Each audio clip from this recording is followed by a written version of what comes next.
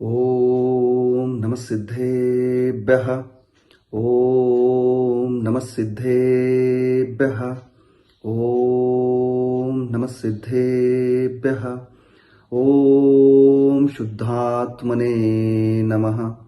ನಮೋ ಅರಿಹಂತಾನಂ, ನಮೋ ಸಿದ್ಧಾಣಂ, ನಮೋ ಆಯರ್ಯಾಣಂ, ನಮೋ ಉವಜ್ಜಾಯಾಣಂ, ನಮೋ ಲೋಯೇ ಸವ್ವಸಾಹೂನಂ.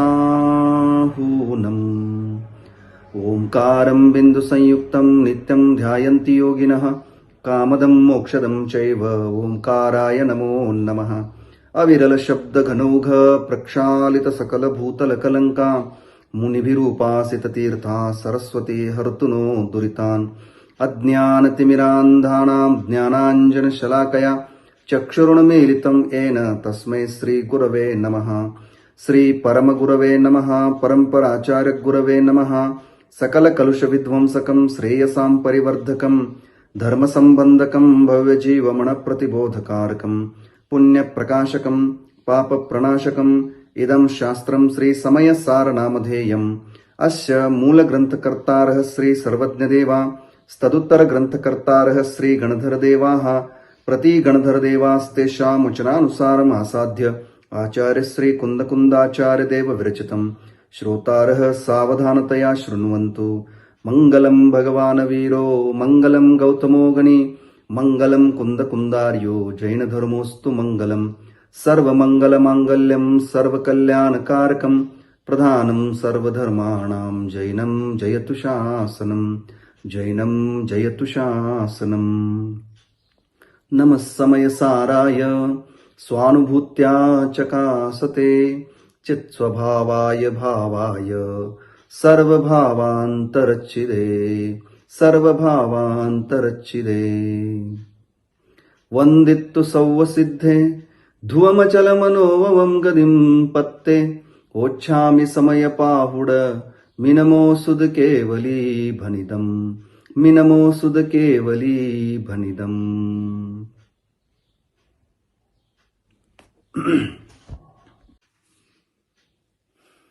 ಇಂದು ಸಮಯಸಾರ ಸ್ವಾಧ್ಯಾಯದ 15ನೇ ಸಂಚಿಕೆ. 14ನೇ ಸಂಚಿಕೆಯವರೆಗೆ 126 ಗಾಥೆಗಳನ್ನು ನಾವು ನೋಡಿದ್ವಿ. ಕರ್ತ ಕರ್ಮ ಅಧಿಕಾರದ 126ನೇ ಗಾಥೆಯನ್ನ ನಾವು ಹಿಂದಿನ ಸಂಚಿಕೆಯಲ್ಲಿ 14ನೇ ಸಂಚಿಕೆಯಲ್ಲಿ ನೋಡಿದ್ವಿ. ಆ ಸಂಚಿಕೆಯೊಳಗ ಏನ್ ಹೇಳಿದ್ರು ಅಂತಂದ್ರೆ, ಆತ್ಮ ಯಾವ ಭಾವವನ್ನ ಮಾಡ್ತಾನೆ ಅವನು ಆ ಭಾವರೂಪವಾದಂತಹ ಕರ್ಮದ ಕರ್ತೃ ಆಗ್ತಾನೆ. ಜ್ಞಾನಿಗಂತೂ ಆ ಭಾವ ಜ್ಞಾನಮಯ ಆಗಿರ್ತದ ಮತ್ತು ಅಜ್ಞಾನಿಗೆ ಅದು ಅಜ್ಞಾನಮಯ ಆಗಿರ್ತದೆ. ಈ ಪ್ರಕಾರ 126ನೇ ಗಾಥೆಗಳ ಆದ ಮೇಲೆ ಇವತ್ತು ನಾವು 127ನೇ ಗಾಥೆಯನ್ನ ಏನ್ ಮಾಡೋದಿದೆ ಅಂತಂದ್ರೆ ಪ್ರಾರಂಭಿಸೋದಿದೆ. ಈ 15ನೇ ಸಂಚಿಕೆಯಲ್ಲಿ 127ನೇ ಗಾಥೆಯನ್ನ ಪ್ರಾರಂಭಿಸೋದಿದೆ. ಹಾಗಾದ್ರೆ 127ನೇ ಗಾಥೆಯಲ್ಲಿ ಏನ್ ಹೇಳವರಿದ್ದಾರೆ, ಜ್ಞಾನಮಯವಾದಂಥ ಭಾವದಿಂದ ಏನಾಗ್ತದ ಮತ್ತು ಅಜ್ಞಾನಮಯ ಭಾವದಿಂದ ಏನಾಗ್ತದ ಅನ್ನುವಂಥ ವಿಷಯವನ್ನ 127ನೇ ಗಾಥೆಯೊಳಗೆ ಏನ್ ಮಾಡೋರಿದ್ದಾರೆ ಹೇಳವರಿದ್ದಾರೆ. ಆ 127ನೇ ಗಾಥೆಯನ್ನ ನಾವು ಇವತ್ತು ಏನ್ ಮಾಡೋದಿದೆ ಅಂತಂದ್ರೆ ಪ್ರಾರಂಭಿಸೋದಿದೆ.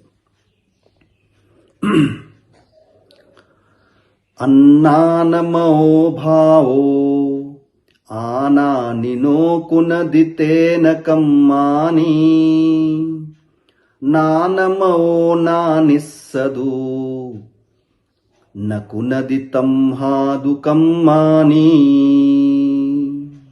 ಕನ್ನಡದಲ್ಲಿ, ಅಜ್ಞಾನಿಗ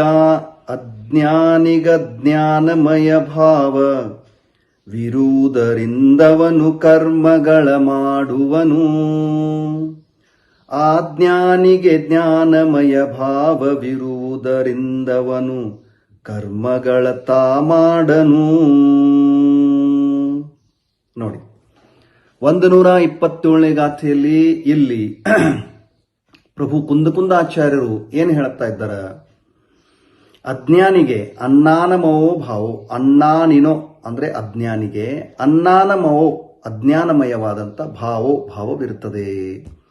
ಅಜ್ಞಾನಿಗೆ ಅಜ್ಞಾನಮಯವಾದಂಥ ಭಾವ ಇರ್ತದೆ.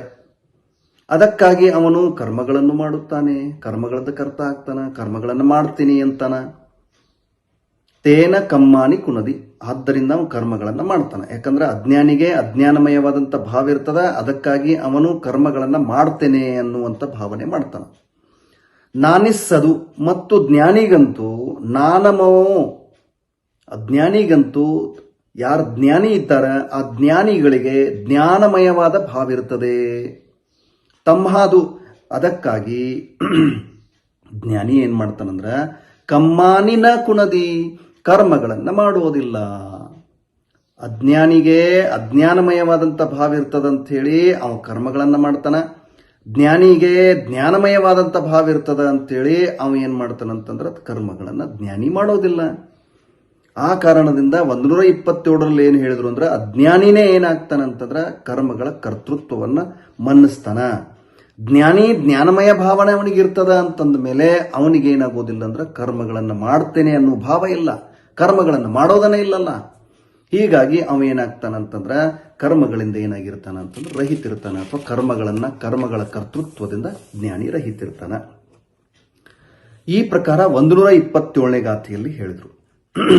ಈ 127ನೇ ಗಾಥೆ ಆತ್ಮನಿಗೆ ಕ್ರೋಧ ಮೊದಲಾದ ಏನು ಮೋಹನೀಯ ಕರ್ಮ ಪ್ರಕೃತಿಯ ರಾಗದ್ವೇಷಗಳದ್ದು ಉದಯ ಇರ್ತದ, ಆಮೇಲೆ ಬಂದಿರ್ತದ. ಆ ಉದಯ ಬಂದಂತ ಸಮಯದೊಳಗ ತನ್ನ ಉಪಯೋಗದೊಳಗ ಅದರ ರಾಗದ್ವೇಷ ರೂಪವಾಗಿರ್ತಕ್ಕಂಥ ಮಲಿನ ಸ್ವಾದ ಅವನಿಗೆ ಬರ್ತಿರ್ತದ. ಅಜ್ಞಾನಿಗೆ ಸ್ವಪರಗಳ ಭೇದ ವಿಜ್ಞಾನ ಇಲ್ಲದೇ ಇರೋದ್ರಿಂದ ಅವನು ಏನ್ ವಿಚಾರ ಮಾಡ್ತಾನಂತಂದ್ರ ರಾಗದ್ವೇಷ ರೂಪವಾದಂಥ ಮಲಿನ ಉಪಯೋಗ ನನ್ನ ಸ್ವರೂಪದ, ಅದೇ ನಾನಿದ್ದೇನೆ. ಈ ಪ್ರಕಾರ ಮನ್ನಿಸ್ತಾ ರಾಗದ್ವೇಷಾದಿಗಳಲ್ಲಿ ಏನ್ ಮಾಡ್ತಾನಂದ್ರೆ ಅಹಂ ಬುದ್ಧಿಯನ್ನ ಮಾಡ್ತಾನ, ಇವು ನನ್ನೂ ಅದಾವ ಅಂತ ಭಾವನೆ ಮಾಡ್ತಾನ. ಈ ಪ್ರಕಾರದಿಂದ ಅಜ್ಞಾನಿಯಾಗಿರ್ತಕ್ಕಂಥವನು ತನ್ನನ್ನು ರಾಗಿ ದ್ವೇಷಿಯನ್ನಾಗಿ ಮಾಡ್ತಾನೆ. ಅದಕ್ಕಾಗಿ ಅವನು ಕರ್ಮಗಳನ್ನು ಮಾಡ್ತಾನ ಅನ್ನುವಂಥ ಮಾತನ್ನು ಹೇಳಿದ್ದಾರೆ. ಅದೇ ಪ್ರಕಾರ ಜ್ಞಾನಿ ಭೇದ ವಿಜ್ಞಾನವನ್ನು ಹೊಂದಿರ್ತಾನ. ಜ್ಞಾನ ಮಾತ್ರವಾಗಿರ್ತಕ್ಕಂಥ ಯಾವ ಶುದ್ಧೋಪಯೋಗದ ಸ್ವರೂಪಿದೆ ಅದೇ ನನ್ನ ಸ್ವರೂಪಿದೆ, ನಿಜವಾಗಿ ಅದೇ ನಾನಿದ್ದೇನೆ ಅನ್ನುವಂಥ ಮಾನ್ಯತೆ ಜ್ಞಾನಿನೊಳಗಿರ್ತದ. ರಾಗದ್ವೇಷ ಕರ್ಮಗಳ ಏನು ರಸ ಇರ್ತದ ಆ ರಸ ಇದೆಯಲ್ಲ, ಆ ರಾಗದ್ವೇಷಗಳು ಕರ್ಮದ್ರಸ ಇದಾವೆ. ಹೀಗಾಗಿ ನನ್ನ ಶುದ್ಧ ಸ್ವರೂಪ ಅಲ್ಲವೇ ಅಲ್ಲ. ಈ ಪ್ರಕಾರ ಜ್ಞಾನಿನೊಳಗೆ ಏನಿರ್ತದ ಅಂತಂದ್ರೆ ತಿಳುವಳಿಕೆ ಇರ್ತದ. ಇದೇ ಪ್ರಕಾರವಾಗಿ ರಾಗದ್ವೇಷಾದಿಗಳಲ್ಲಿ ಅಹಂಬುದ್ಧಿ ಅವನಿಗಾಗೋದಿಲ್ಲ. ಜ್ಞಾನಿ ತನ್ನನ್ನ ರಾಗಿ ದ್ವೇಷಿ ಅಂತ ಮನ್ನಿಸೋದಿಲ್ಲ. ಜ್ಞಾತ ಆಗಿನ ಉಳಿತನ, ನಾ ಜ್ಞಾತ ಇದ್ದೇನೆ ಅಂತನ ಅವನದೇನದ ಅಂತಂದ್ರೆ ನಂಬಿಕೆ ಇದೆ, ಮಾನ್ಯತೆ ಇದೆ. ಆದ್ದರಿಂದ ಅವನ ಕರ್ಮಗಳನ್ನು ಮಾಡೋದಿಲ್ಲ. ಹೀಗೆ ಜ್ಞಾನಮಯವಾದಂಥ ಭಾವವಾದಿಂದ ಕರ್ಮಬಂಧ ಆಗೋದಿಲ್ಲ ಅನ್ನುವಂಥದ್ದು ಈ 127ನೇ ಗಾಥೆದ್ದೇನಿದೆ ಅಂದ್ರೆ ಅರ್ಥಿದೆ. ಈಗ 128ನೇ ಗಾಥೆಯಲ್ಲಿ ಏನ್ ಹೇಳ್ತಾರ? 127ನೇ ಗಾಥೆಯಲ್ಲಿ ಅಂತೂ ನೋಡಿದ್ವಿ, ಅಜ್ಞಾನ ಭಾವದಿಂದ ಕರ್ತ ಆಗ್ತಾನೆ. ಜ್ಞಾನ ಇರೋದ್ರಿಂದ ಅವ್ನು ಕರ್ತ ಆಗೋದಿಲ್ಲ, ಪರದ್ರವ್ಯಗಳ ಕರ್ತ ಆಗೋದಿಲ್ಲ, ರಾಗದ್ವೇಷಾದಿಗಳ ಕರ್ತ ಆಗೋದಿಲ್ಲ. ಹಂಗಾದ್ರ ಜ್ಞಾನಿಗೆ ಜ್ಞಾನಮಯವಾದಂಥ ಭಾವ ಯಾಕಾಗ್ತದ ಮತ್ತು ಅಜ್ಞಾನಿಗೆ ಅಜ್ಞಾನಮಯವಾದಂಥ ಭಾವಗಳು ಯಾಕಾಗ್ತವ? ಜ್ಞಾನಿಗೆ ಅಜ್ಞಾನಮಯವಾದ ಭಾವಗಳು ಯಾಕಾಗೋದಿಲ್ಲ? ಅಜ್ಞಾನಿಗೆ ಎಲ್ಲಾ ಭಾವಗಳು ಅಜ್ಞಾನಮಯನೇ ಯಾಕಾಗ್ತವ, ಜ್ಞಾನಮಯವಾದಂಥ ಭಾವಗಳು ಯಾಕಾಗೋದಿಲ್ಲ ಅನ್ನುವ ಪ್ರಶ್ನೆ. ಅಮೃತಚಂದ್ರ ಆಚಾರ್ಯ ಒಂದು ಆರ್ಯ ಅನ್ನುವಂಥ ಛಂದದೊಳಗೆ ಏನ್ ಮಾಡಿದಾರೆ ಅಂದ್ರೆ ಈ ಪ್ರಶ್ನೆಯನ್ನು ಮಾಡಿದರೆ, ಈ ಪ್ರಶ್ನೆಗೆ ಉತ್ತರ ರೂಪವಾಗಿ ಮುಂದೆ 2 ಗಾಥೆಗಳನ್ನು ಏನ್ ಮಾಡೋರಿದ್ದಾರೆ ಅಂದ್ರೆ ಹೇಳೋರಿದ್ದಾರೆ. ಜ್ಞಾನಮಯ ಏವ ಭಾವ ಕುತೋ ಭವೇತ್ ಜ್ಞಾನಿನೋ ನ ಪುನರನ್ಯ ಅಜ್ಞಾನಮಯ ಸರ್ವ ಕುತೋ ಅಯಂ ಜ್ಞಾನಿನೋ ನ ಅನ್ಯ. ಇದು ಪ್ರಶ್ನೆ ಇದೆ. ಈ ಪ್ರಶ್ನೆಗೆ ಉತ್ತರವಾಗಿ ಏನ್ ಮಾಡ್ತಾ ಇದ್ದಾರೆ ಅಂತಂದ್ರೆ 128 ಮತ್ತು 129ನೇ ಗಾಥೆ 2 ಗಾಥೆಗಳನ್ನು ಹೇಳೋರಿದ್ದಾರೆ. ತಿಳಿತಾ? ಪ್ರಶ್ನೆ ಏನಿದೆ, ಜ್ಞಾನಿಗೆ ಜ್ಞಾನಮಯ ಭಾವ ಯಾಕಾಗ್ತದ, ಅಜ್ಞಾನಮಯ ಭಾವಗಳು ಯಾಕಾಗೋದಿಲ್ಲ? ಅಜ್ಞಾನಿಗೆ ಅಜ್ಞಾನಮಯವಾದಂಥ ಭಾವಗಳು ಯಾಕಾಗ್ತವ, ಜ್ಞಾನಮಯವಾದ ಭಾವಗಳು ಯಾಕಾಗೋದಿಲ್ಲ? ಈ ಪ್ರಕಾರದ ಒಂದು ಪ್ರಶ್ನೆಗೆ ಉತ್ತರ ರೂಪವಾಗಿ 2 ಗಾಥೆಗಳನ್ನು ಹೇಳೋರಿದ್ದಾರೆ. ಆ 2 ಗಾಥೆಗಳು 128 ಮತ್ತು 129. ಆ ಗಾಥೆಗಳದ್ದು ಏನ್ ಮಾಡೋಣ ಅಂದ್ರೆ ಅರ್ಥವನ್ನ ನೋಡೋಣ. ನೋಡಿ, ಬಹಳ ಚೆನ್ನಾಗಿ ಬಹಳ ಸುಂದರವಾದಂತ ಒಂದು ಉತ್ತರ ಇದೆ. ಮೊದಲು ಗಾಥಾ ಪಾಠ ಮಾಡೋಣ, ಆಮೇಲೆ ಅದರ ಅರ್ಥವನ್ನು ಏನ್ ಮಾಡೋಣ ನೋಡೋಣ. 2 ಗಾಥೆಗಳನ್ನು ಹೇಳೋಣ. ನಾನಮಯ ಭಾವೋ ನಾನಮವೋ ಚೇವ ಜಾಯದೆ ಭಾವೋ ಜಂಹಾ ತಂಹಾ ನಾನಿಸ್ಸ ಸೌವೇ ಭಾವಾಹುನಾನಮಯ ಅನ್ನಾನಮಯ ಭಾವ अन्नानो चेव जायते भावो जम्हा तम्हा भावा अन्नानमಯ ಅನಾನಿಸ್ಸ. ಕನ್ನಡದಲ್ಲಿ ಹೇಗೆ ಜ್ಞಾನಮಯ ಭಾವಗಳಿಂದ ಜ್ಞಾನಮಯ ಭಾವ ಉತ್ಪನ್ನವಾಗುವವು, ಹಾಗೆ ಜ್ಞಾನಿಗಳ ಭಾವಗಳೆಲ್ಲ ನಿಜವಾಗಿ ಜ್ಞಾನಮಯವಾಗಿರುವು. ಹೇಗೆ ಅಜ್ಞಾನಮಯ ಭಾವಗಳಿಂದ ಅಜ್ಞಾನಮಯ ಭಾವ ಉತ್ಪನ್ನವಾಗುವವು, ಹಾಗೆ ಅಜ್ಞಾನಿಗಳ ಭಾವಗಳೆಲ್ಲ ಅಜ್ಞಾನಮಯವಾಗಿ ತಾನಿರುವುವು. ನೋಡಿ, 128 ಮತ್ತು 121ನೇ ಗಾಥೆ ಏನ್ ಹೇಳ್ತಾ ಇದ್ದಾರೆ? ಉತ್ತರವನ್ನು, ಬಹಳ ಸುಂದರವಾದಂಥ ಉತ್ತರ ಇದೆ ಪ್ರಶ್ನೆಗೆ. ಜ್ಞಾನಿಗೆ ಜ್ಞಾನಮಯ ಭಾವ ಯಾಕಾಗ್ತವ, ಅಜ್ಞಾನ ಯಾಕಾಗೋದಿಲ್ಲ? ಅಜ್ಞಾನಿಗೆ ಅಜ್ಞಾನಮಯವಾದಂಥ ಭಾವ ಯಾಕಾಗ್ತವ, ಜ್ಞಾನಮಯ ಭಾವ ಯಾಕಾಗೋದಿಲ್ಲ? ಇದು ಪ್ರಶ್ನೆ. ಅದಕ್ಕೆ ಉತ್ತರ ಬಹಳ ಸುಲಭವಾದಂಥ ಉತ್ತರ, ಸಾಮಾನ್ಯ ಎಲ್ರಿಗೂ ತಿಳಿಯುವಂಥದ್ದಿದೆ. ನೋಡಿ ಏನು ಉತ್ತರ ಕೊಡ್ತಾರ. ಜಂಹ ಏಕೆ ಆಗೋದಿಲ್ಲ ಅಂತ ಪ್ರಶ್ನೆ ಇತ್ತಲ್ಲ, ಏಕೆಂದರೆ ಜಂಹ ನಾನಮಯ ಭಾವವೋ ಅಂದ್ರೆ ಜ್ಞಾನಮಯವಾದಂಥ ಭಾವದ ಒಳಗಿಂದ, ನಾನಮವಚೇವೋ ಭಾವ ಜ್ಞಾನಮಯವಾದಂಥ ಭಾವವೇ ಜಾಯದೆ ಉತ್ಪನ್ನವಾಗ್ತದೆ ತಿಳಿತಾ. ಯಾಕಂದ್ರೆ ಜ್ಞಾನಿಗೆ ಜ್ಞಾನಮಯವಾದಂಥ ಭಾವಿದೆ. ಜ್ಞಾನಮಯ ಭಾವದಿಂದ ಏನಾಗ್ತದೆ ಅಂತಂದ್ರೆ ಜ್ಞಾನಮಯವಾದಂಥ ಭಾವನ ಉತ್ಪನ್ನ ಆಗ್ತದ. ಅದಕ್ಕಾಗಿ ಜ್ಞಾನಿಯ ಎಲ್ಲ ಭಾವಗಳು ನಿಜವಾಗಿ ಜ್ಞಾನಮಯನೇ ಇರ್ತಾವ. ನಾನಿಸ್ಸ ಸವ್ವೇ ಭಾವಾಹು ನಾನಮಯ. ಆದ್ದರಿಂದ ಜ್ಞಾನಿಗಳ ಎಲ್ಲ ಭಾವಗಳು ನಿಜವಾಗಿ ಜ್ಞಾನಮಯವಾಗಿಯೇ ಇರ್ತಾವ. ಹೌದಾ? ಆಯ್ತು. ಚ ಮತ್ತು ಜಂಹ ಏಕೆಂದರೆ, ತಮ್ಹ ಜಂಹ ಅಂದ್ರೆ ಮೇಲೇನು ಹೇಳಿದ್ರೆ ಏಕೆಂದರೆ, ಇಲ್ಲೂ ಕೂಡ ಅಜ್ಞಾನಿಗೆ ಹೇಳ್ತಾ ಇದ್ದಾರೆ. ಏಕೆಂದ್ರೆ ಅಜ್ಞಾನಿಗೆ ಯಾಕೆ ಅಜ್ಞಾನಮಯವಾದಂಥ ಭಾವ ಇರ್ತಾವ? ಏಕೆಂದರೆ ಅನ್ನಾನಮಯ ಭಾವ ಅನ್ನಾನೋ ಏವ ಭಾವೋ ಜಾಯದೆ. ಅಜ್ಞಾನಮಯವಾದಂಥ ಭಾವಗಳಿಂದ ಅಜ್ಞಾನಮಯವಾದ ಭಾವಗಳೇ ಏನಾಗ್ತವೆ ಅಂದ್ರೆ ಉತ್ಪನ್ನ ಆಗ್ತವೆ. ತಮ್ಮ ಅದಕ್ಕಾಗಿ ಅನಾನಿಸ್ ಅಜ್ಞಾನಿಯ ಭಾವ ಎಲ್ಲ ಭಾವಗಳು ಅನ್ನಾನಮಯ ಅಜ್ಞಾನವಾಗಿಯೇ ಇರ್ತಾವ. ಜ್ಞಾನಿಗೆ ಯಾವ ಭಾವಗಳು ಬರ್ತಾ ಇದ್ದಾವಲ್ಲ ಅವು ಜ್ಞಾನಮಯನೇ ಇರ್ತಾವ. ಅಜ್ಞಾನಿಗೆ ಯಾವ ಭಾವಗಳು ಬರ್ತಾವಲ್ಲ ಅವೆಲ್ಲ ಅಜ್ಞಾನಮಯನೇ ಇರ್ತಾವ. ಯಾಕಂತ ಪ್ರಶ್ನೆ ಇತ್ತು. ಯಾಕಂದ್ರೆ ಜ್ಞಾನಮಯದ ಭಾವದೊಳಗಿಂದ ಜ್ಞಾನನೇ ಬರೋದು, ಅಜ್ಞಾನಮಯದ ಭಾವಗಳಿಂದ ಅಜ್ಞಾನನೇ ಬರೋದು. ಅದಕ್ಕಾಗಿ ಜ್ಞಾನಿಗೆ ಜ್ಞಾನ ಆಗ್ತದ, ಅಜ್ಞಾನಿ ಆಗೋದಿಲ್ಲ. ಅಜ್ಞಾನಿಗೆ ಅಜ್ಞಾನ ಆಗ್ತದ, ಜ್ಞಾನ ಆಗೋದಿಲ್ಲ. ಈ ಅರ್ಥದೊಳಗ 128 ಮತ್ತು 121ನೇ ಗಾಥೆಯನ್ನು ಏನ್ ಮಾಡಿದ್ರು ಅಂತಂದ್ರೆ ಹೇಳಿದ್ರು. ಇದು ಬಹಳ ಸುಲಭವಾಗಿರ್ತಕ್ಕಂಥದ್ದೇನಿದೆ ಅಂತಂದ್ರೆ ಮಾತಿದೆ, ಬಹಳ ಸುಂದರವಾಗಿರ್ತಕ್ಕಂಥದ್ದಿದೆ ಇದು. ಜ್ಞಾನಿನೋ ಜ್ಞಾನ ನಿರ್ವೃತ್ತಾ ಸರ್ವೇ ಭಾವ ಭವಂತಿ ಸರ್ವೇ ಅಪ್ಯ ಜ್ಞಾನ ನಿವೃತ್ತ ಭವಂತ ಜ್ಞಾನಿನಸ್ತು ತೇ. ಅಂದ್ರ ಇಲ್ಲೇನದ ಅದ್ರ ಅರ್ಥ ಅಂದ್ರ ಜ್ಞಾನಿಯ ಎಲ್ಲ ಭಾವಗಳು ಜ್ಞಾನದಿಂದ ರಚಿಸಲ್ಪಟ್ಟಿರ್ತಾವ.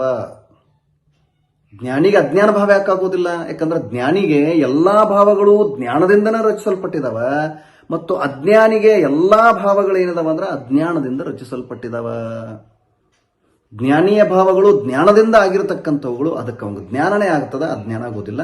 ಅಜ್ಞಾನಿಯ ಭಾವಗಳು ಎಲ್ಲ ಅಜ್ಞಾನದಿಂದನೇ ಆಗಿರ್ತವೆ, ಅದಕ್ಕೆ ಅವಂಗ ಜ್ಞಾನ ಆಗೋದಿಲ್ಲ. ಹಿಂಗೇನದ ಅಂತಂದ್ರೆ ಇದರ ಅರ್ಥ ಇದೆ ತಿಳಿತಾ. ಈ ಪ್ರಕಾರ 129ನೇ ಗಾಥೆಯೊಳಗೆ ಏನ್ ಮಾಡಿದ್ರು, 28 ಮತ್ತು 29ನೇ ಗಾಥೆಯಲ್ಲಿ ಹೇಳಿದರು.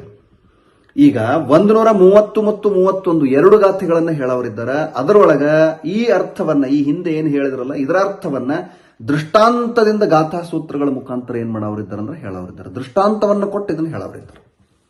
ಬಹಳ ಸುಂದರವಾದಂಥ ದೃಷ್ಟಾಂತ ಇದಾವೆ. 130 ಮತ್ತು 131ನೇ ಗಾಥೆಯನ್ನ ನಾವೇನ್ ಮಾಡೋಣ, ಮೊದಲು ಪಾಠ ಮಾಡೋಣ, ಆಮೇಲೆ ಅವುಗಳ ಅರ್ಥವನ್ನ ನೋಡಿ ಆಮೇಲೆ ಅದರ ಮುಂದಿನ ಗಾಥೆಗೆ ಹೋಗೋಣ. ನೋಡಿ 130 ಮತ್ತು 131ನೇ ಗಾಥೆ. ಕನಮಯ ಭಾವದೋ ಜಾಯಂತೆ ಕುಂಡಲಾದವೋ ಭಾವ ಅಯಮಯಯ ಭಾವಾದೋ ಜಹ ಜಾಯಂತೆ ದೂಕಡಯಾದಿ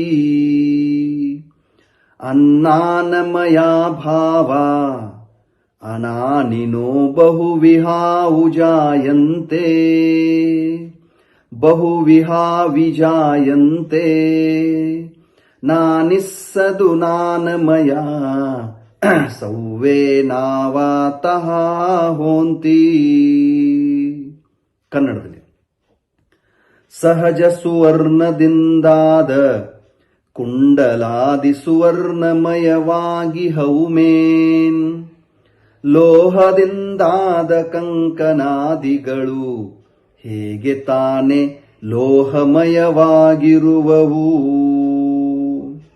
ಅಜ್ಞಾನಿಗಳ ಜ್ಞಾನದಿಂದ ಬಹುವಿಧದ ಜ್ಞಾನಮಯ ಭಾವಗಳಾಗುವವು. ಆ ಜ್ಞಾನಿಗಳಿಗೆ ಜ್ಞಾನದಿಂದೆಲ್ಲ ಭಾವಗಳು ಹಾಗೆ ಜ್ಞಾನಮಯವಾಗುವವು. ನೋಡಿ, 130 ಮತ್ತು 131ನೇ ಗಾಥೆಯಲ್ಲಿ ಉದಾಹರಣೆಯನ್ನು ಕೊಡ್ತಾ ಇದ್ದಾರೆ. ಬಹಳ ಸಿಂಪಲ್ ಆಗಿರ್ತಕ್ಕಂಥ ಉದಾಹರಣೆ ಇದೆ, ಬಹಳ ಸಾಧಾರಣವಾದಂಥ ಎಲ್ರಿಗೂ ಗೊತ್ತಿರುವಂಥ ಉದಾಹರಣೆ. ಏನು? ಜಹ ಯಾವ ಪ್ರಕಾರ? ಕನಯಮಯ ಭಾವ, ಸುವರ್ಣಮಯ ಭಾವದೊಳಗಿಂದ ಅಂದ್ರೆ ಬಂಗಾರದ ಭಾವದೊಳಗಿಂದ ಕುಂಡಲಾದವೋ ಭಾವ, ಸುವರ್ಣಮಯ ಕುಂಡಲ ಇತ್ಯಾದಿ ಭಾವಗಳು ಆಗುತ್ತವೆ. ಅಂದ್ರೆ ಬಂಗಾರದಿಂದ ಏನಾದರೂ ಒಂದಿಷ್ಟು ಪರ್ಯಾಯಗಳನ್ನು, ಬೇರೆ ಬೇರೆ ಆಭೂಷಣಗಳನ್ನು ನಾವು ಮಾಡಿದಾಗ ಅವು ಬಂಗಾರದ ಆಭೂಷಣಗಳೇ ಆಗುವಲ್ಲ. ಬಂಗಾರದಿಂದ ನಾವು ಆಭೂಷಣವನ್ನು ನಿರ್ಮಾಣ ಮಾಡಿದ್ದೇವೆ ಅಂದ ಮೇಲೆ ಅವು ಬಂಗಾರಮಯ ಸುವರ್ಣಮಯವಾಗಿಯೇ ಆಗ್ತವೆ. ಮತ್ತು ಅಯಮಯ ಭಾವಾದೋ ಲೋಹಮಯ ಭಾವದಲ್ಲಿಂದ, ಅಯಮಯ ಭಾವಾದೋ ಲೋಹಮಯ ಅಂದ್ರೆ ಯಾವುದಾದ್ರೂ ಒಂದು ಲೋಹದಿಂದ ಮಾಡಿದ್ದೇ ಆದ್ರೆ ಕಡಯಾದಿ ಲೋಹಮಯ ಕಟಕ ಇತ್ಯಾದಿ ಭಾವಗಳು ಆಗುತ್ತವೆ. ಕಡಗ ಮಾಡಿರ್ತೀವಲ್ಲ, ಕಬ್ಬಿಣದ ಕಡಗವನ್ನು ಮಾಡಿದ್ವಿ ಅಂತಂದ್ರೆ ಅದು ಲೋಹದ, ಯಾವ ಲೋಹದ್ದದ ಆ ಲೋಹಮಯವಾಗಿನೇ ಏನಾಗ್ತದ ಅಂತಂದ್ರೆ ಕಡಗ ಆಗ್ತದ. ಇದಂತೂ ಸಾಮಾನ್ಯ ಉದಾಹರಣೆ ಇದೆ. ಇದೇ ಪ್ರಕಾರ ಅಜ್ಞಾನಿಯ ಅನಾನಿನೋ ತಿಳಿತಾ ಕಡಯಾದಿ ಜಾಯಂತೆ ತಹ, ಯಾವ ಪ್ರಕಾರ ಲೋಹದಿಂದ ಕಟಕಾದಿಗಳು ಉತ್ಪನ್ನ ಆಗ್ತವ ಅದೇ ಪ್ರಕಾರ ಅಜ್ಞಾನಿಯ ಅಂದ್ರೆ ಅಜ್ಞಾನಮಯ ಭಾವದೊಳಗಿಂದ ಬಹುವಿಹಾವಿ ಹಲವು ಪ್ರಕಾರದ ಅಜ್ಞಾನಮಯ ಭಾವ, ಅಜ್ಞಾನಮಯ ಭಾವಗಳು ಜಾಯಂತೆ ಆಗುತ್ತವೆ. ಬಹಳ ಸಿಂಪಲ್ ಇದೆ ಇದು. ಅಜ್ಞಾನಮಯವಾಗಿರತಕ್ಕಂಥ ಏನು ಭಾವದ ಅಜ್ಞಾನಿಂದು, ಅದರಿಂದ ಹಲವು ಪ್ರಕಾರವಾದ ಅಜ್ಞಾನ ಭಾವಗಳೇ ಆಗ್ತವೆ. ಮತ್ತು ನಾನಿಸ್ಸ ಸವ್ವೇ ನಾನಮಯ ಭಾವ ಹೊಂತಿ, ಜ್ಞಾನಿಯ ಜ್ಞಾನಮಯದಲ್ಲಿಂದ ಎಲ್ಲಾ ಜ್ಞಾನಮಯ ಭಾವಗಳೇ ಆಗ್ತವೆ. ಇದೇ ಕಾರಣದ. ಹೀಗದ ದೃಷ್ಟಾಂತ, ಹೀಗದ.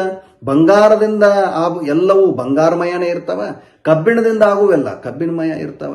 ಹಂಗ ಈ ದೃಷ್ಟಾಂತದ ಮೂಲಕ ಏನ್ ಹೇಳ್ತಾ ಇದ್ದಾರೆ ಅಂತಂದ್ರ, ಯಾವ ಪ್ರಕಾರ ಜ್ಞಾನಮಯವಾಗಿರ್ತಕ್ಕಂಥ ಜೀವ ಇದ್ದಾನಲ್ಲ, ಜ್ಞಾನಮಯವಾದಂಥ ಜೀವ, ಜ್ಞಾನಿಯ ಭಾವಗಳೆಲ್ಲ ಜ್ಞಾನಮಯನೇ ಆಗುವ. ಅಜ್ಞಾನಿ ಇರತಕ್ಕಂಥ ಜೀವದ ಎಲ್ಲಾ ಭಾವಗಳು ಅಜ್ಞಾನಮಯನೇ ಇರ್ತಾವ. ಯಾಕಂದ್ರೆ ಬಂಗಾರದಿಂದ ಆಗುವ ಪರ್ಯಾಯಗಳು ಬಂಗಾರಮಯ ಇರ್ತವ, ಆ ಲೋಹದಿಂದ ಆಗತಕ್ಕಂಥ ಪರ್ಯಾಯಗಳು ಲೋಹಮಯ ಆಗಿರ್ತವ. ಈ ಪ್ರಕಾರ ಏನದ ಅಂತಂದ್ರೆ ಒಂದು ದೃಷ್ಟಾಂತ ಇದೆ. ಈ ದೃಷ್ಟಾಂತದಿಂದ ನಮ್ಗೆ ಗೊತ್ತಾಗ್ತದ, ಬಂಗಾರದಿಂದ ಕಬ್ಬಿಣದ ಉಪಕರಣಗಳನ್ನ ಅಥವಾ ಕಬ್ಬಿಣದ ಸಾಧನಗಳನ್ನ ಮಾಡ್ಲಿಕ್ಕಾಗೋದಿಲ್ಲ, ಮತ್ತು ಕಬ್ಬಿಣದಿಂದ ಬಂಗಾರದ ಸಾಧನಗಳನ್ನು ಮಾಡ್ಲಿಕ್ಕಾಗೋದಿಲ್ಲ. ಬಂಗಾರದಿಂದ ಬಂಗಾರ ಸಾಧನಗಳು, ಕಬ್ಬಿಣದಿಂದ ಕಬ್ಬಿಣದ ಸಾಧನಗಳಾಗ್ತವೆ. ಇದು ಲೋಕದೊಳಗೆ ಅತ್ಯಂತ ಪ್ರಸಿದ್ಧವಾಗಿರ್ತಕ್ಕಂಥ ಉದಾಹರಣೆ ಇದೆ. ಅದೇ ಪ್ರಕಾರ ಜ್ಞಾನಿಯ ಎಲ್ಲಾ ಭಾವಗಳು ಜ್ಞಾನಮಯ ಇರ್ತವ, ಅಜ್ಞಾನಿಯ ಎಲ್ಲಾ ಭಾವಗಳು ಅಜ್ಞಾನಮಯ ಇರ್ತವ. ಇಷ್ಟೇ ಇದರ ಅರ್ಥ ಇದೆ.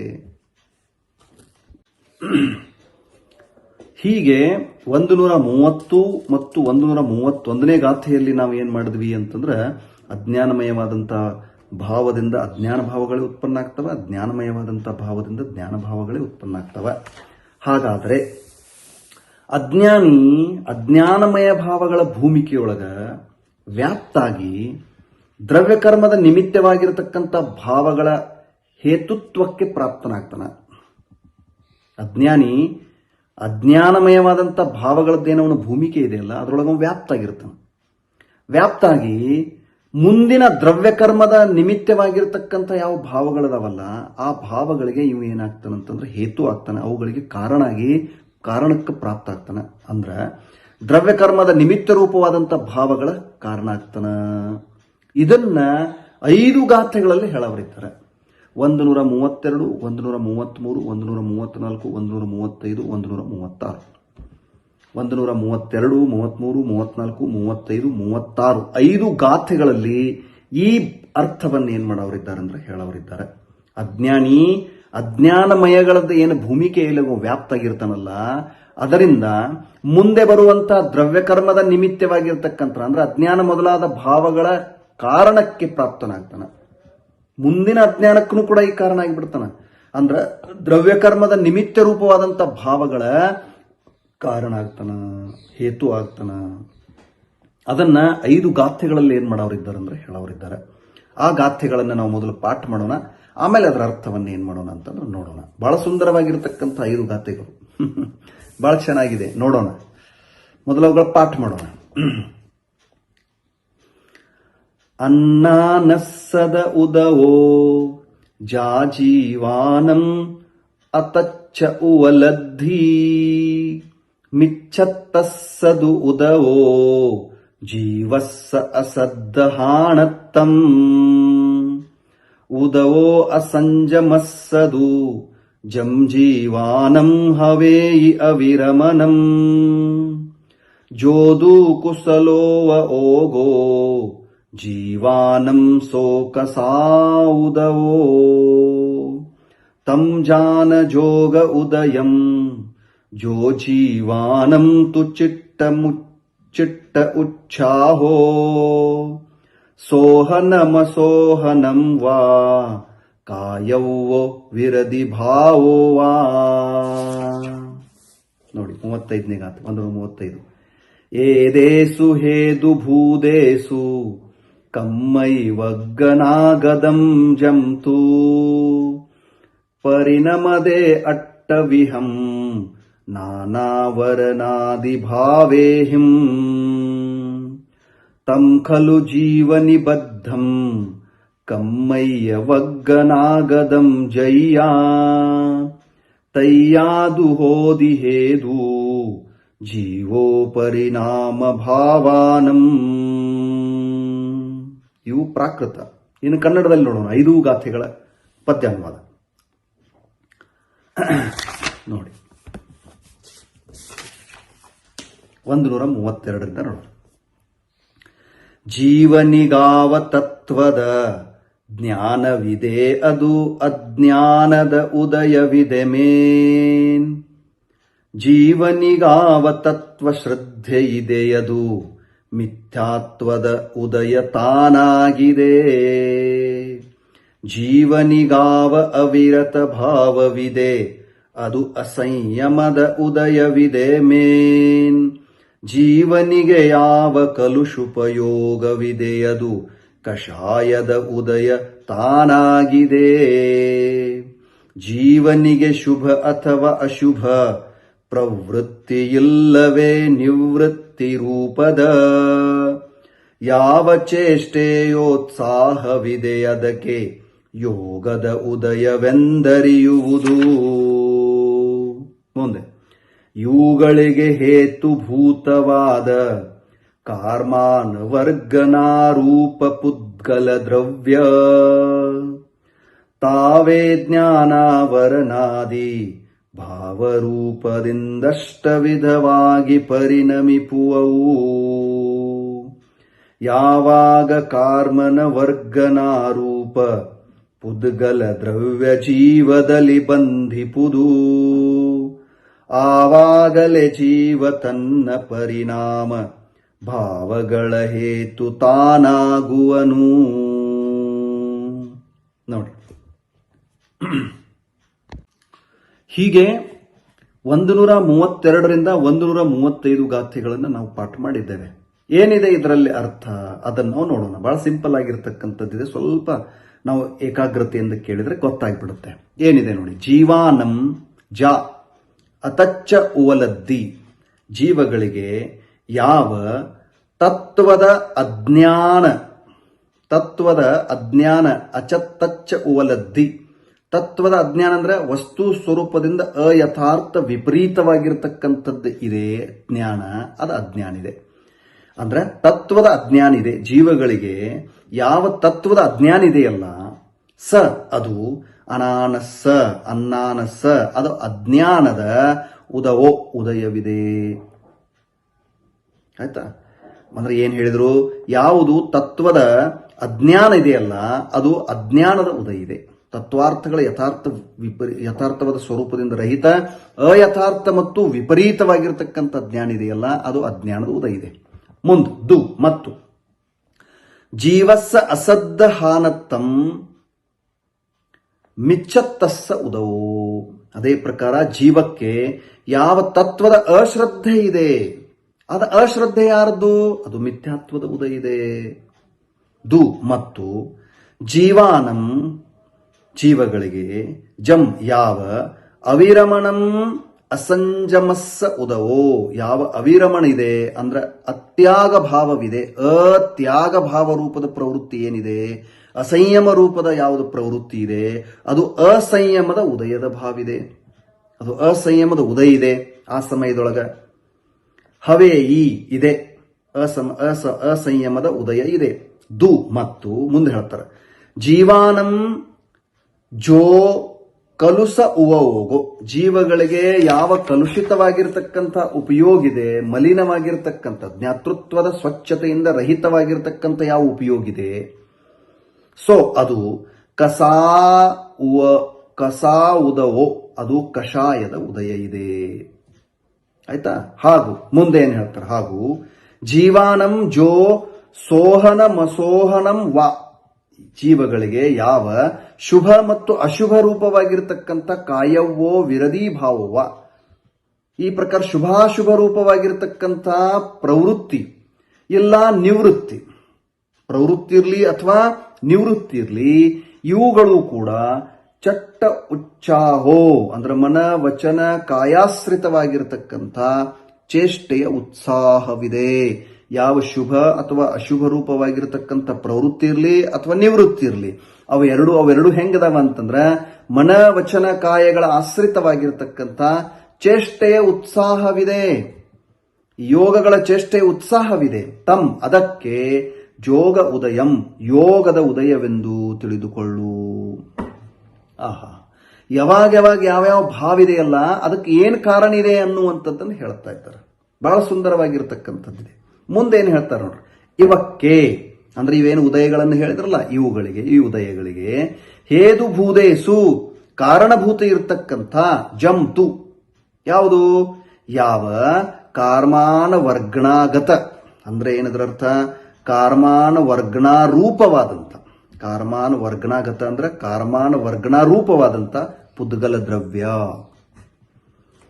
ತಿಳಿತಾ? ಈ ಉದಯಗಳೇನಿದಾವಲ್ಲ ಈ ಉದಯಗಳಿಗೆ ಕಾರಣಭೂತ ಇರುವಂತ ಸಮಯದೊಳಗ, ಇವಕ್ಕೆ ಕಾರಣಭೂತ ಇರುವಂತ ಸಮಯದೊಳಗ ಯಾವ ಕಾರ್ಮಾನ ವರ್ಗಣಾರೂಪವಾದಂಥ ಪುದ್ಗಲ ದ್ರವ್ಯ ಇದೆಯಲ್ಲ ಅದೇನಾಗ್ತದ, ನಾನಾ ವರ್ಣಾದಿ ಭಾವೇಹಿಂ ಅಟ್ಟವಿಹಂ. ಜ್ಞಾನಾವರಣ ಮೊದಲಾದ ಭಾವಗಳ ರೂಪದಿಂದ 8 ಪ್ರಕಾರವಾಗಿ ಪರಿಣಮಿಸ್ತದೆ. ನೋಡಿ, ಒಳಗೆ ಈ ಪ್ರಕಾರದ ಉದಯ ಇತ್ತಂದ್ರ ಈ ಪ್ರಕಾರದ ಅಸಂಯಮ, ರಾಗದ್ವೇಷ, ಮಿಥ್ಯಾತ್ವ, ಕಷಾಯ ಇವುಗಳದ್ದು ಉದಯದ ಏನು ಸಂದರ್ಭ ಇರ್ತದಲ್ಲ ಈ ಸಮಯದೊಳಗೆ ಏನಾಗ್ತದಂತಂದ್ರ ಈ ಉದಯಗಳಿಗೆ ಕಾರಣ ರೂಪ ಇರ್ತಕ್ಕಂಥ ಯಾವ ಕಾರ್ಮಾನ ವರ್ಗಣಾಗತವಾದಂಥ ಪುದ್ಗಲ ದ್ರವ್ಯ ಇದೆಯಲ್ಲ ಅದೇನಾಗ್ತದ ಅವಾಗ ಜ್ಞಾನಾವರಣ ಮೊದಲಾದ ಭಾವಗಳ ರೂಪದಿಂದ, ಮೊದಲ ಭಾವರೂಪದಿಂದ ಪ್ರವೃತ್ತಿ ಆಗ್ತದೆ. ಭಾವರೂಪದಿಂದ 8 ಪ್ರಕಾರವಾಗಿ ಪರಿಣಮಿಸುತ್ತದೆ. ಈ ಪ್ರಕಾರದ 8 ಪ್ರಕಾರದ ಭಾವರೂಪದಿಂದ ಪರಿಣಾಮ ಆಗ್ತದೆ. ಆದಮೇಲೆ ತಮ್ ಕಮ್ಮಯ್ಯ ಒಗ್ಗನಾಗದಂ ಅವಾಗ ಏನಾಗ್ತವಂದ್ರ ಆ ಕಾರ್ಮಾಣ ವರ್ಗನಾಗತವಾಗಿರ್ತಕ್ಕಂಥ ಪುದ್ಗಲ ದ್ರವ್ಯ ಜಯ್ಯ ಯಾವಾಗ ಖಲು ನಿಶ್ಚಯವಾಗಿ ಜೀವ ನಿಬದ್ಧಂ ಜೀವದೊಳಗೆ ಏನಾಗ್ತದಂದ್ರೆ ಬಂದ್ ಆಗ್ತದ. ಈ ಉದಯಗಳ ನಿಮಿತ್ತವನ್ನ ಪಡ್ಕೊಂಡು ಅದು ಮೊದಲೇನದಂದ್ರ ಪುದ್ಗಲ ದ್ರವ್ಯ ಕಾರ್ಮಾಣ ವರ್ಗಣ ರೂಪವಾಗಿರ್ತಕ್ಕಂಥ ಪುದ್ಗಲ ದ್ರವ್ಯ ಅಂತೂ ಇಡೀ ಲೋಕಾಲೋಕೆಲ್ಲ ಏನಾಗಿದೆ ತುಂಬ್ಯದ. ಆ ಭಾವಗಳಿಂದ ಆ ಭಾವಗಳ ರೂಪದಿಂದ 8 ಪ್ರಕಾರವಾಗಿ ಅದೇನಾಗ್ತದ್ರ ಪರಿಣಾಮನ ಮಾಡ್ತದ. ಆ ಕಾರ್ಮಾನ ವರ್ಗನಾಗತವಾಗಿರ್ತಕ್ಕಂಥ ಪುದ್ಗಲ ದ್ರವ್ಯ ಯಾವಾಗ ನಿಶ್ಚಯವಾಗಿ ಜೀವದೊಳಗೆ ಬಂದಾಗ್ತದಲ್ಲ, ಆಗ ತೈಯಾದು, ಆಗ ಜೀವೋ ಪರಿಣಾಮ ಭಾವಾನಂ, ಅವಾಗ ಜೀವ ತನ್ನ ಅಜ್ಞಾನಮಯವಾದಂಥ ಪರಿಣಾಮ ರೂಪವಾದ ಭಾವಗಳ ಹೇದು ಕಾರಣ ಆಗ್ತದ. ಯಾವಾಗದ ಜೀವದೊಳಗೆ ಬಂದಾಗ್ತದಲ್ಲ, ಆಗ ಅಂದ್ರೆ ಜೀವದ ಪ್ರದೇಶ ಅದು ಏಕಾಗ್ತದಲ್ಲ, ಆ ಸಮಯದೊಳಗ ಆಗ ಜೀವ ಏನಾಗ್ತದಂತಂದ್ರ ತನ್ನ ಅಜ್ಞಾನಮಯ ಪರಿಣಾಮ ರೂಪವಾದಂಥ ಭಾವಗಳೇನಿದಾವಲ್ಲ, ಪರಿಣಾಮ ತನ್ನ ಆ ಜೀವ ಪರಿಣಾಮ ರೂಪವಾದಂಥ ತನ್ನ ಯಾವ ಭಾವಗಳದಾವೋ ಅಜ್ಞಾನಮಯ ಇದಾವಲ್ಲ, ಅವುಗಳಿಗೆ ಏನಾಗ್ತಾನಂದ್ರೆ ಕಾರಣ ಆಗ್ತಾನ. ಆ ಕಾರಣಗಳಿಗೆ ಇದೇನದ ಅಂತಂದ್ರೆ ಕಾರಣದ, ನಿಜವಾಗಿ ಈ ಕಾರಣದಿಂದ ಅದು ಆ ಪ್ರಕಾರ ಪ್ರವೃತ್ತಿ ಆಗ್ತದೆ. ತಿಳಿತಾ? ಇದೇ ಗಾಥೆಗೆ ಸಂಬಂಧಪಟ್ಟ ಸ್ವಲ್ಪ ಸ್ಪಷ್ಟೀಕರಣವನ್ನು ನೋಡೋಣ. ಅಜ್ಞಾನ ಭಾವದ ಭೇದಗಳಾಗಿರ್ತಕ್ಕಂಥ ಮಿಥ್ಯಾತ್ವ, ಅವಿರತಿ, ಕಷಾಯ, ಯೋಗ ಮತ್ತು ಯೋಗ, ಇವುಗಳ ಉದಯ ಪುದ್ಗಲ ಪರಿಣಾಮಗಳೇ ಆಗ್ಯಾವ. ಮಿಥ್ಯಾತ್ವ ಇರ್ಲಿ, ಅವಿರತಿ ಇರ್ಲಿ, ಕಷಾಯ ಇರ್ಲಿ, ಯೋಗ ಇರ್ಲಿ, ಇವುಗಳ ಉದಯ ಪುದ್ಗಲ ಪರಿಣಾಮಗಳೇ ಆಗ್ಯದವ. ಮತ್ತು ಅವುಗಳ ಸ್ವಾದ ಏನದಲ್ಲ, ಅವುಗಳ ಸ್ವಾದ ಹೆಂಗದ, ಅತತ್ವ ಶ್ರದ್ಧೆ ಮೊದಲಾದ ರೂಪದಿಂದ ಜ್ಞಾನದೊಳಗೆ ಬರ್ತದ. ಅವಾಗ ಏನಾಗ್ತದ, ಅತತ್ವ ಶ್ರದ್ಧಾ ರೂಪದ ಏನೊಂದು ಸ್ವಾದ ಅದಲ್ಲ, ಅದು ಸ್ವಾದ ನಮ್ಮ ಜ್ಞಾನದೊಳಗೆ ಬರ್ತದೆ. ಅವುಗಳ ಉದಯದ ನಿಮಿತ್ತ ಭೂತವಿರುವಾಗ ಅವುಗಳದ್ದು ಉದಯ ಏನಿರ್ತದಲ್ಲ ಆ ಸಮಯದೊಳಗೆ ಅದರ ನಿಮಿತ್ತದಿಂದ ಕಾರ್ಮಾಣ ವರ್ಗಣಾರೂಪ ಹೊಸ ಪುದ್ಗಲಗಳು ತಾವಾಗಿಯೇ ಜ್ಞಾನಾವರಣ ಮೊದಲಾದ ಕರ್ಮರೂಪವಾಗಿ ಪರಿಣಮಿಸುತ್ತವೆ. ಇಷ್ಟದ ನೋಡಿ. ಯಾವಾಗ ಅತತ್ವ ಶ್ರದ್ಧೆಯ ರೂಪದಿಂದ ನಮ್ಮ ಜ್ಞಾನದೊಳಗೆ ಅದರದ್ದು ಪ್ರವೃತ್ತಿ ಅದ, ಆ ಉದಯದ ನಿಮಿತ್ತ ಭೂತ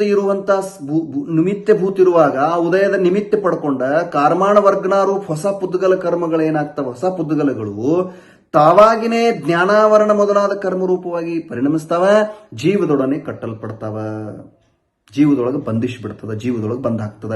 ಆ ಸಮಯದಲ್ಲಿ ಜೀವ ತನ್ನ ಅಜ್ಞಾನ ಭಾವದಿಂದ ತಾನಾಗಿನೇ ಏನಾಗ್ತದಂದ್ರೆ ಅತತ್ವ ಶ್ರದ್ಧೆ ಮೊದಲಾದ ಭಾವರೂಪವಾಗಿ ಪರಿಣಮಿಸ್ತದ. ಆ ಸಮಯದೊಳಗ ಆ ಜೀವ ತನ್ನ ಅಜ್ಞಾನ ಭಾವದಿಂದ ತಾನೇ ಅತತ್ವ ಶ್ರದ್ಧಾ ರೂಪವಾಗಿ ಏನಾಗ್ತಾನಂದ್ರೆ ಪರಿಣಮಿಸ್ತಾನ. ಹೀಗೆ ತನ್ನ ಅಜ್ಞಾನಮಯ ಭಾವಗಳ ಕಾರಣ ತಾನೇ ಆಗ್ತದ. ತನ್ನ ಅಜ್ಞಾನಮಯ ಭಾವಗಳಿಗೆ ಯಾರು ಕಾರಣ? ತಾನೇ ಕಾರಣ ಇದ್ದಾನ. ಆ ಕಾರಣದಿಂದ ಈ ಪ್ರಕಾರದ ವಿಪರೀತ ಪ್ರವೃತ್ತಿ ಅವನೊಳಗೆ ಏನಾಗ್ತಾ ಇದೆ ಅಂದ್ರೆ ನಡೀತಾ ಇದೆ.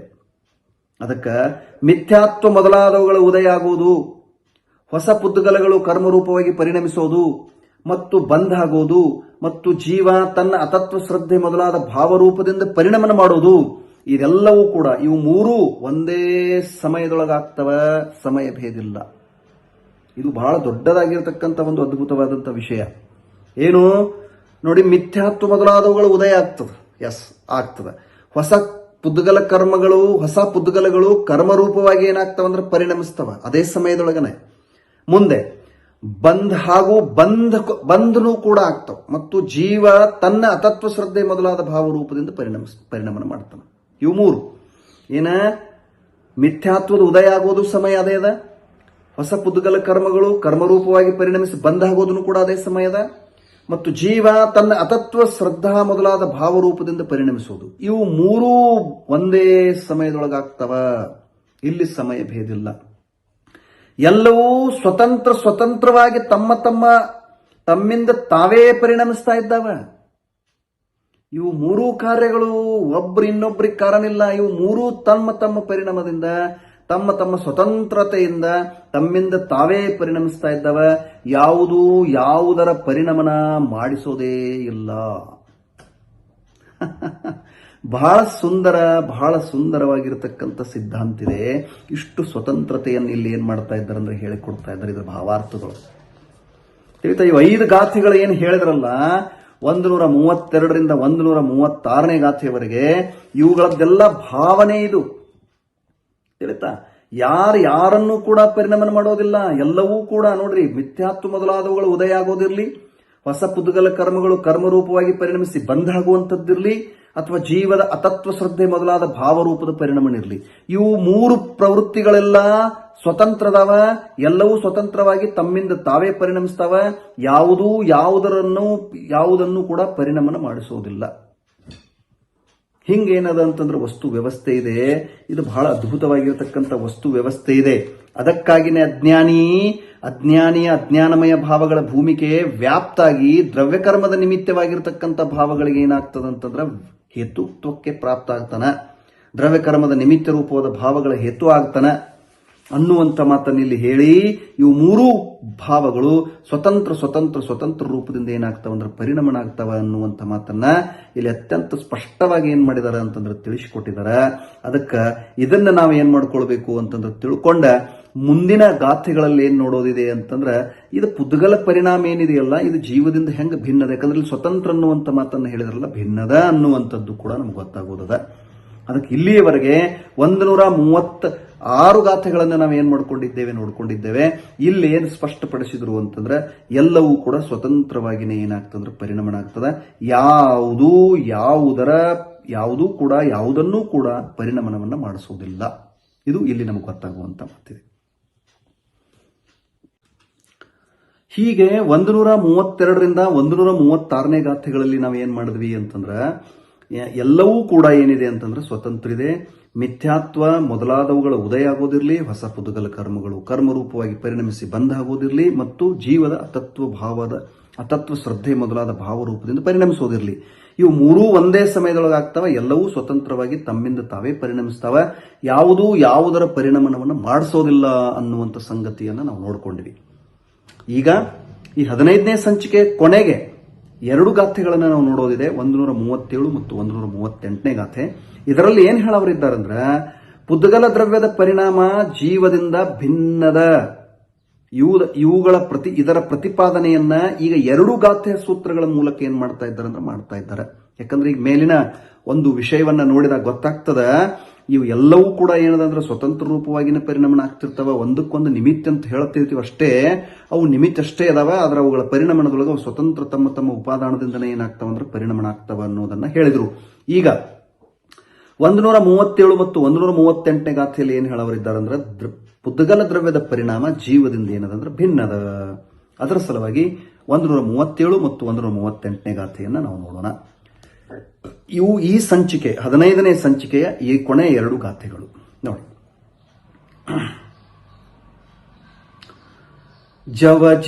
ಜೈ ಜೀವೇನ ಸಹಚ್ಚಿಯ ಪುಗ್ಗಲ ದೌವಸ್ಸ ಕಮ್ಮ ಪರಿಣಾಮೋ ಏವಂ ಪುಗ್ಗಲ ಜೀವಾ ಹೂದೋವಿ ಕಮ್ಮತ್ತಮಾವನ್ನ ಕಸ್ಸದು ಪರಿಣಾಮೋ ಪೊಗ್ಗಲ ದೌವಸ್ಸ ಕಮ್ಮ ಭಾವೇನ ತಾಜೀವ ಭಾವ ಹೇದುಹಿಂ ವಿನಾ ಕಮ್ಮಸ್ಸ ಪರಿಣಾಮೋ. ಕನ್ನಡದಲ್ಲಿ ಜೀವದೊಡನಿದ್ದರೆ ಪುದ್ಗಲವು ಕರ್ಮ ರೂಪದಿಂ ಪರಿವರ್ತಿಸುವುದೆಂದರೆ ಜೀವ ಪುದ್ಗಲಗಳೆರಡೂ ನಿಜವಾಗಿ ಕರ್ಮತ್ವವನ್ನು ಪಡೆಯಬಹುದು. ಆದೊಡೆ ಕರ್ಮ ಭಾವದ ಪರಿಣಾಮ ಕೇವಲ ಪುದ್ಗಲ ದ್ರವ್ಯದೊಂದಾಗುವುದು. ಅದರಿಂ ಜೀವ ಭಾವ ರೂಪ ನಿಮಿತ್ತದಿಂ ತನ್ನ ಕರ್ಮ ಪರಿಣಾಮವಿದೆ. ನೋಡಿ, 137, 138 ಇವು 2 ಗಾಥೆಗಳಲ್ಲಿ ಪುದ್ಗಲದ ಪರಿಣಾಮ ಜೀವದಿಂದ ಭಿನ್ನದ ಅನ್ನುವಂಥದ್ದನ್ನೇ ತೋರಿಸಿಕೊಡ್ತಾ ಇದ್ದಾರೆ. ನೋಡಿ ಏನ್ ಹೇಳ್ತಾ ಇದ್ದಾರೆ, ಗಾಥಾರ್ಥಗಳನ್ನು ನಾವು ಏನ್ ಮಾಡೋಣ ಅಂದ್ರೆ ನೋಡೋಣ. ಜೈ ಪುಗ್ಗಲ ದವ್ವಸ್ಸ, ಒಂದು ವೇಳೆ ಪುದ್ಗಲ ದ್ರವ್ಯದ್ದು ಜೀವೇನ ಸಹಚ್ಚಿಯ ಜೀವದೊಡನೆ ಕರ್ಮರೂಪವಾದಂತಹ ಪರಿಣಾಮ ಆಗ್ತದೆ. ಒಂದು ವೇಳೆ ಪುದ್ಗಲ ದ್ರವ್ಯದ್ದು ಜೀವದೊಡನೆ ಕಮ್ಮ ಪರಿಣಾಮ ಕರ್ಮರೂಪವಾದಂತಹ ಪರಿಣಾಮ ಆಗ್ತದೆ ಎಂದರೆ ಎರಡೂ ಕೂಡಿ ಕರ್ಮರೂಪದಿಂದ ಪರಿಣಮಿಸ್ತಾವು ಅಂತ ತಿಳ್ಕೊಂಡು ಮನ್ನಿಸಲಾದರೆ, ಈ ಪ್ರಕಾರದ ಏನಾದರೂ ಮಾನ್ಯತೆ ಇಟ್ಕೊಂಡಿವಂದ್ರೆ ಪುದ್ಗಲ ದ್ರವ್ಯದ ಜೊತೆಗೇನೆ ಜೀವದ್ದು ಕೂಡ ಏನಾಗ್ತದಂದ್ರೆ ಕರ್ಮರೂಪವಾದಂತ ಪರಿಣಾಮ ಆಗ್ತದ. ಹಿಂಗೇನಾದ್ರೂ ಮನ್ನಿಸಿದ್ವಿ ಅಂದ್ರ ಏವಂ ಹೀಗೆ ಪುಗ್ಗಲ ಜೀವ ದೋವಿ ಹೂ ಕಮ್ಮತ್ತ ಮಾನವನ್ನ ಹೀಗೆ ಪುದ್ಗಲ ಮತ್ತು ಜೀವ ಇವೆರಡೂ ನಿಶ್ಚಯವಾಗಿ ಕರ್ಮತ್ವಕ್ಕೆ ಪ್ರಾಪ್ತ ಆಗ್ತವ. ಅದರಿಂದ ಅದಾಗ್ತದ ಅಂತ ಮನ್ನಿಸಿದೀವಿ ಅಂತಂದ್ರೆ ಎರಡೂ ಕೂಡ ಒಂದಾಗ್ತವ, ಕರ್ಮತ್ವಕ್ಕೆ ಪ್ರಾಪ್ತ ಆಗ್ತವ. ಆದರೆ ಕರ್ಮಭಾವದಿಂದ ಪರಿಣಾಮವಂತೂ ಎಕ್ಕಸ್ಸ ಪುಗ್ಗಲ ದವ್ವಸ್ಸ, ಒಂದು ಪುದ್ಗಲ ದ್ರವ್ಯದ್ದೇ ಆಗ್ತದ. ಕರ್ಮಭಾವದಿಂದ ಪರಿಣಾಮ ಕೇವಲ ಪುದ್ಗಲ ದ್ರವ್ಯದ್ದಾಗ್ತದ, ಜೀವದ್ದಾಗೋದಿಲ್ಲ. ಜೀವ ಪುದ್ಗಲ ಆಗೋದಿಲ್ಲ. ಕರ್ಮರೂಪದ ಪರಿಣಾಮನ ಪುದ್ಗಲದ್ದನ ಆಗ್ತದ, ಜೀವದ್ದಾಗೋದಿಲ್ಲ. ಆದ್ದರಿಂದ ಜೀವ ಭಾವ ಹೇದುಹಿಂ ವಿನ ಜೀವ ಭಾವರೂಪ ನಿಮಿತ್ತದಿಂದ ರಹಿತವಾಗಿಯೇ ಎಂದರೆ ಭಿನ್ನವಾಗಿಯೇ ಕಮ್ಮಸ್ಸ ಪರಿಣಾಮೋ, ಕರ್ಮದ ಪರಿಣಾಮ ಆಗ್ತದ.